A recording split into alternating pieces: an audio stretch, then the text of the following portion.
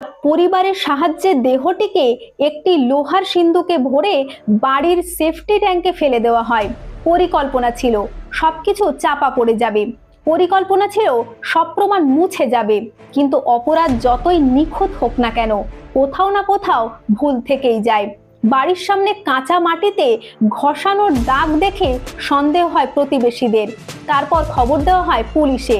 Police এসে safety tank থেকে উদ্ধার করে সেই সিন্দুক, আর তার ভেতর থেকে বেরিয়ে আসে এক শিহরণ জাগানো সত্য। উদ্ধার হয় নিথর দেহ। এই ঘটনায় গ্রেপ্তার হয়েছে সমীর, তার মা, ভাই ও বোন। সমীরের স্ত্রী খোঁজও চালাচ্ছে পুলিশ। তদন্তে আরো জানা যায় মিসবা মহারাষ্ট্রের বাসিন্দা ছিলেন এবং তার আগে মহারাষ্ট্র এবং রাজস্থানে একাধিক বিয়ের তথ্য সামনে এসেছে। পুলিশ জানিয়েছে খুনের ঘটনা ঘটেছিল প্রায় 4 থেকে 5 দিন আগে। একটা অনলাইন পরিচয়, একটা সম্পর্ক, আর তার শেষ পরিণতি মৃত্যু। ডিজিটাল যুগে আমরা কি সত্যি মানুষটাকে চিনি, নাকি শুধু তার প্রোফাইলটাই দেখি? এই ঘটনা আমাদের শেখায় অনলাইন সম্পর্ক কখনো কখনো ভয়ঙ্কর বাস্তব লুকিয়ে রাখতে পারে।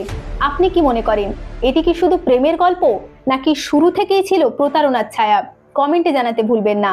আর এইরকম ইন্টারেস্টিং ভিডিও দেখতে হলে আমাদের চ্যানেলটিকে সাবস্ক্রাইব করুন, আমাদের সাথে জুড়ে থাকুন।